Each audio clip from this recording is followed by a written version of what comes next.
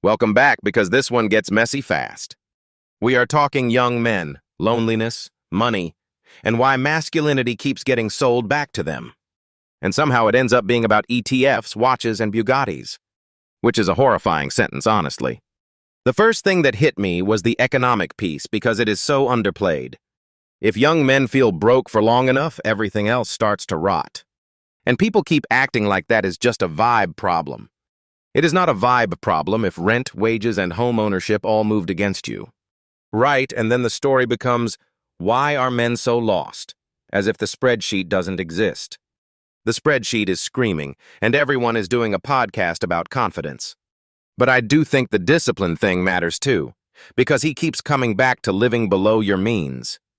That whole idea of turning savings into an army of capital is actually powerful. It sounds ridiculous when he says it like a war speech, but the point lands. The point is, time does the heavy lifting if you stop trying to be a genius. That is the part people hate, because everybody wants to feel like the chosen one. Everybody thinks they are the guy who is going to beat the market with vibes. And then reality shows up with a chair. What I found interesting is how much of his worldview is really just anti-ego. He is basically saying, stop trying to look rich and start trying to be resilient. Which is funny because he also admits he still loves status signals. Bro, the black card confession was so honest it became embarrassing. He fully knows it is absurd, and he is still like, but I want people to know I belong here. That is the uncomfortable truth, though. Most people are not above status games, they just play cheaper ones. Cameras, boats, homes, watches, followers, even podcasts are all status games. Which means the whole anti-status pose is also a status game. The monk aesthetic is extremely competitive now. Extremely competitive, bro, and with better lighting. But the deeper argument is that status and mating are tied together more than people admit. That part gets uncomfortable because it strips away the moral theater. It is not just, I want nice things, it is, I want to signal that I can protect, provide, and survive. Sure, but then he starts stretching that into everything being about mate signaling. The Bugatti to God pipeline is insane, I'm sorry. But he is not totally wrong that people are drawn to beauty and power. Beautiful things do make people feel something bigger than utility. Sometimes a room, a car, a building, even a watch can feel almost spiritual. That is a very human truth, even if it is slightly depressing. What I do like is that he keeps dragging it back to discipline instead of pure flexing. He is basically telling young men that self-control is more attractive than chaos. And that is where the Andrew Tate part gets interesting. Because there is a real split between the useful advice and the poison. Take responsibility, get in shape, work hard, then suddenly it turns into misogyny and crypto grift. That turn is so fast it is basically a U-turn on a highway. And that is exactly why it works on some young guys, because the first half sounds clean. They hear accountability, strength, and purpose before the ugly stuff lands. By the time the ugly stuff lands, they are already emotionally bought in. That is the scam and the danger at the same time. But the weird part is, he is also critiquing the same status hunger Tate feeds on. One version says, buy the car and dominate. The other says, buy the Toyota, save money, buy the house first. Which is far less sexy and probably far more correct. Nothing kills the fantasy like a mortgage plan. I also thought the role model part was pretty moving. He keeps saying the solution is other men, not in some macho way, but in a real mentoring way. Like random generous men who just showed up and mattered. That seems huge, because a lot of boys are not lacking advice. They are lacking a stable adult mirror. And he is right that young boys often ignore their dads but listen to a friend's dad. The biology of annoyance is undefeated. Your own father says one thing and it sounds like static. Somebody else's competent adult says the exact same thing and suddenly it is wisdom. That makes the fear around male mentorship feel a little overcorrected. Because yes, there are bad actors, but the default suspicion can crush good men too. And that suspicion leaves a vacuum for the worst guys online to fill. Exactly, and then the internet becomes the substitute father figure. Which is a nightmare sentence if you actually think about it. The policy stuff is where he gets almost aggressively simple. He keeps saying the systems are more solvable than institutions want to admit.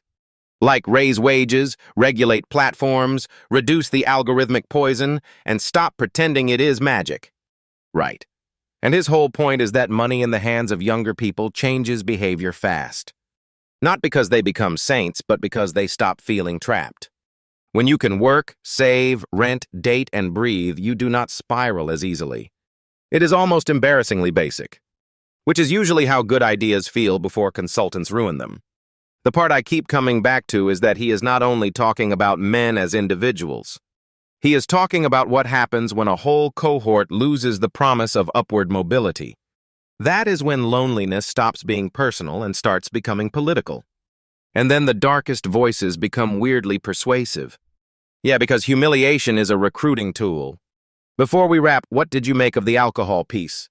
I thought that was one of the most human parts because he was not moralizing. He was basically saying, measure whether a habit makes you a little worse, not just completely destroyed. Which is a much more honest test than, am I a disaster yet? That is the laziest benchmark in human history. And for young men especially, that kind of self-audit is huge. Because if you are trying to build anything, the little leaks matter. Sleep, alcohol, ego, spending, distraction, all of it. That is probably the most useful through line in the whole thing. All right, we are going to leave it there before I start buying a black card. Episode 2. Officially unhealthily obsessed with discipline and status. Next episode, we get into the harder question. What actually rebuilds young men's lives without turning them into caricatures? Welcome back, because this episode gets into the weird mix of money, loneliness, and masculinity. And honestly, the argument is that young men are getting squeezed from every side. What hit me first was the idea that being broke is not just financial, it is emotional. Like suddenly your whole personality becomes rent, apps, and regret. The part about young men being lonelier and less connected was brutal. Because it is not one dramatic collapse, it is 1,000 little ones. And the school system piece is interesting, but people always get defensive there. Still, if boys are falling behind early, the whole pipeline gets damaged. Then you stack that on top of delayed home ownership and weak job prospects. That is how a generation starts feeling like the game is rigged before they begin. But the money part was the most practical thing in the whole discussion. The obsession with compound interest is basically a cheat code for ordinary people. Except everyone treats investing like it is a personality test. Bro, people are out here acting like picking stocks is a spiritual journey. The point was simple, though. Stop pretending you are smarter than the market. That is such an annoying truth because it sounds unglamorous. Everyone wants the heroic story, not the boring ETF story. But the boring ETF story is how people stop panicking at 39. The whole time horizon thing is nasty when you really think about it. You blink, and suddenly you are looking in the mirror like, wait, who is that? That is why the baby savings account idea sounded almost absurdly powerful. Give people time, give them a tiny amount early, and let compounding do violence. Violence is a crazy word for an index fund, but I get it. The deeper point is that most people never get access to that first nudge. And once you do get that taste, even $100 starts feeling real. I also thought the status conversation was way more honest than people admit. Nobody is above status games, they just buy different toys. One guy buys a Bugatti, another guy buys cameras and calls it culture. That is such a good line because it is basically true. The argument was not that status is fake, it is that it mutates. First it is logos, then it is houses, then it is production quality. And if we are honest, everyone is still signaling something. Even the guy who says he does not care is usually signaling restraint, which is still status, just with better branding. Better branding is basically modern masculinity in one phrase. What I liked is that he admitted he still does it too. That makes the whole thing feel less preachy and more human. Because nobody is fully cured of wanting approval. That was one of the cleaner distinctions in the episode, awareness versus perfection. And then he tied discipline to pain, which is uncomfortable, but believable. People love motivation until you mention sacrifice. Apparently, Rock Bottom is still the most effective productivity app. That is awful, but yes, often true. The best version of the idea is that change usually becomes unavoidable. The pain of staying the same has to get worse than the pain of moving. Though I do wonder if we glorify crisis a little too much. Not every person needs a disaster to become disciplined. Some people just need a coach, a routine, and a little embarrassment. Honestly, embarrassment is underrated as a life tool. The alcohol section was also refreshingly non-moralistic. It was not anti-fun, it was just anti-self-sabotage, which is a much harder sell at a party. Right, because nobody wants the guy doing an addiction audit at midnight. But the core point was sharp. Ask whether something makes you slightly worse. That applies to alcohol, scrolling, ego, all of it. It is annoying because the answer is usually yes. What I keep circling back to is the bigger social fix he was pushing. He really thinks the solution is partly economic, not just psychological. Raising the minimum wage that aggressively is a wild proposal in this climate. But his logic is that young people need more cash, not more lectures. And he is not wrong that money changes dignity fast. When people are squeezed, shame shows up everywhere. In dating, in work, in family, even in how they move through a room. That is why the loneliness thing and the wage thing are connected. Still, some people will hear that and call it overreach. But if the system is producing more despair, the system deserves scrutiny. I also thought the male role model section was one of the most emotionally honest parts. He was basically saying random decent men saved him in small ways. And that is such a useful antidote to the idea that every older man is suspicious. Though society is understandably twitchy about that boundary now.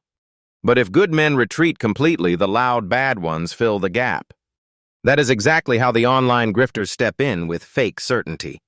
And then a Lamborghini becomes a theory of moral development. That part was so ridiculous, I almost respected the confidence. But he made the stronger point that boys are looking for guidance somewhere. If they cannot find steady men in real life, they will absolutely find noise online. That is the real fight: attention, identity, and belonging. All right, that is the messy middle of this episode in a nutshell. Next episode, we get into what actually rebuilds young men without turning them into cartoons. Because nobody needs another sermon from a guy in a black card. We will pick this up there and go even deeper. Welcome back. This one gets into why young men feel stuck, broke, and weirdly isolated. And somehow that turns into money, role models, status, and what men are supposed to be. The wild part is he treats investing like survival, not just finance. Like your emotional health and your ETF portfolio are in the same family. I mean, that is the most capitalist therapy session I have ever heard. But he is not totally wrong about young people wasting time trying to look rich. The actual flex, he says, is discipline and time. And honestly, that is annoying because it works. Everyone wants a secret, and the secret is boring as hell. Save money, buy index funds, wait 20 years, become unbearable at dinner parties. That is basically the whole lecture if you strip away the watch obsession. But the deeper point is that time feels fake when you are young. You think you are immortal, then suddenly you are 39 staring at your face like, who invited that guy? That mirror line was brutal because it is true for everybody. So if time is the real asset, then the earlier you start, the less stupid you have to be later. I do think he oversells the everyone can do it part a little. Because yeah, opening a brokerage account is easy, but income insecurity is the real monster. You cannot index fund your way out of rent being insane. Exactly. And that is where he gets interesting when he stops talking about personal discipline. He keeps circling back to the idea that young men are losing economically first. Less wealth, later homeownership, fewer relationship options, more loneliness. That combo is not a character flaw, that is a pressure cooker. And he thinks a lot of the system is designed to ignore that because the people in charge benefit. Which is where he starts sounding a little too clean for me. Like, yes, maybe the platforms are making people angrier and lonelier. But he also acts like one policy tweak and the whole thing gets fixed. The classic billionaire move. Have you tried just changing the whole system? Right, as if social collapse is an app update. Still, the minimum wage argument is not crazy. If young people have no cash, no dignity, and no runway, you are going to get rage. And he is saying money is not just money, it is anti-shame, which is a very uncomfortable truth. He keeps accidentally making the case that capitalism is emotional regulation. That is kind of the thread, though, because he connects money to masculinity constantly. Not in the cartoon way, but in the way men perform worth. The black card thing was hilarious because he knew exactly how absurd he sounded. He said the quiet part out loud like, yeah, I want strangers to think I am powerful. That honesty is why the whole status thing lands. He is basically admitting that humans are animals with better branding. And then he goes all the way into Bugattis, boats, cameras, phones, watches. The point being, every tribe has status signals, they just mutate. It used to be logos, now it is production quality and professional identity. Which means a podcast studio is basically a peacock tail. That is offensive but also kind of accurate. What I liked is that he did not stop at mocking status. He tied it to mating and belonging. He is saying people want to feel valuable to a tribe, not just rich. And that is why the car, the phone, the watch, all of it still works. I still think he is too generous to himself there. He acts like he is above it while very clearly enjoying the game. He is self-aware enough to know he is in the circus and still wearing the costume. Then the conversation gets more serious when it turns to role models. Because that part is not about luxury at all, it is about absence. He is saying young men need other men, not just rules from institutions. And that is probably where the loneliness crisis really lives. Not in the phone, but in the missing person beside the phone. He keeps describing random men who gave him guidance without asking for anything back. A counselor, a family friend, a boyfriend, that sort of thing. He basically argues that decent men should just start showing up in kids' lives. Which sounds simple until you realize everybody is terrified of being misunderstood. Because society has made every male interaction with kids feel suspicious. That part is genuinely sad because it blocks a lot of good men from helping. And then online fills the gap with louder, uglier guys. Which brings us to Andrew Tate and the whole toxic role model pipeline. His take there was interesting because he did not say everything was fake. He said the first part sounds right: accountability, fitness, action, ownership. Then it slides into women as property, grift, and pure garbage. The old self-help but make it emotionally radioactive package. That is exactly it, because the dangerous part is the half-right part. If a young guy buys the first 70%, he can swallow the last 30%. And that last bit is where cruelty gets dressed up as confidence. That is why his criticism of the far right really matters. He is basically saying they turned masculinity into domination. And the far left mistake, in his view, is acting like masculinity should just disappear. Which is where I think the conversation gets messy in a productive way. Because you cannot pretend masculine energy does not exist. But you also cannot let it become an excuse for aggression. His framing is basically, be a protector, not a menace. And that is a much harder standard than just being loud. It is also the part he tries to teach his sons through example, not speeches. Which is smarter because teenagers can smell a sermon from a mile away. Especially from a guy who thinks every expensive object is a mating call. But the core idea is that boys need models of strength that are calm, useful, and generous. Not just rich, not just shredded, not just online. Because if the only men they see are hustlers or monsters, that is a bad menu. And I think that is why this whole conversation keeps coming back to ordinary responsibility. Earn enough, save enough, help somebody, be steady. It is almost offensively simple, which is probably why it is so hard.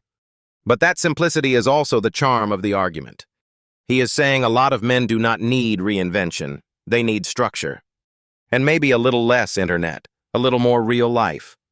Plus apparently a slightly less humiliating bank account. That too, because nothing fixes male insecurity like compound interest. All right, that is the messy middle for today. We will keep going in the next one and get into what rebuilding actually looks like. Episode 3 gets into the practical side, schools, fathers, and the masculinity reset. Welcome back. This one is about lonely young men, money anxiety, and why masculinity has become such a weird market. The wild part is he keeps tying emotional collapse to economics, like that is the whole machine. And honestly, that is more interesting than another fake speech about motivation. The whole first punch is basically, if young men cannot build wealth, everything else gets shakier. Not in some abstract way either, like literally fewer dates, fewer friends, more shame, more risk. That is a brutal chain reaction for something people keep calling a personal failure. He is saying the system is squeezing young men before they even know how to play. And then everyone acts shocked when they start chasing loud online superheroes. That is where the Andrew Tate part gets uncomfortable, because he is not just dismissing him. He is basically admitting the first 80% sounds useful to a lost kid. Be disciplined, Hit the gym, stop whining, make something of yourself, all that. Then the last 20% turns into cruelty, misogyny, and scam energy. The guy always sells self-improvement like it is packaged with a criminal side quest. But the more serious point is why those voices feel emotionally available to boys. He keeps coming back to male role models because he thinks that vacuum is the real emergency.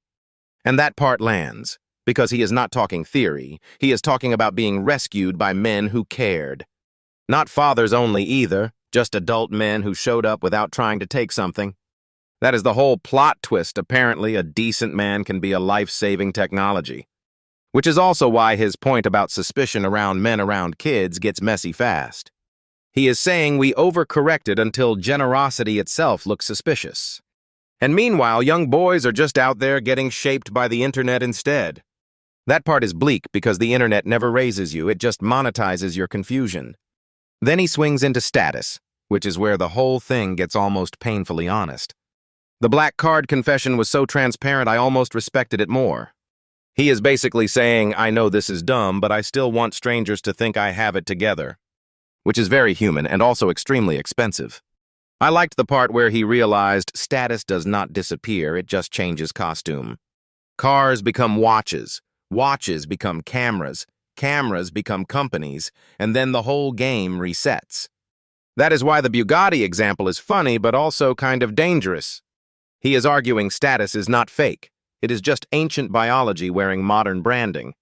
Which is also why he thinks wealth, beauty, and power all live in the same weird hallway. I mean, that is a very dramatic hallway, but yes, I get his point. And then he lands on the boring answer that always wins, which is save, invest, diversify, wait.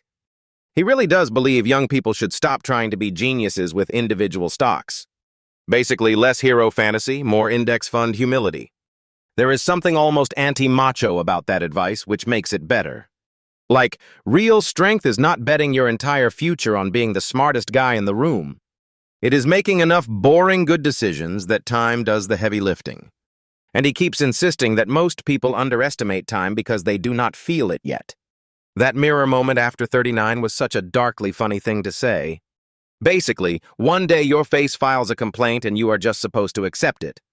But he uses that to make compound interest feel emotional, not just mathematical. And then he gets into the bigger fix, which is where the episode stops being personal and turns political.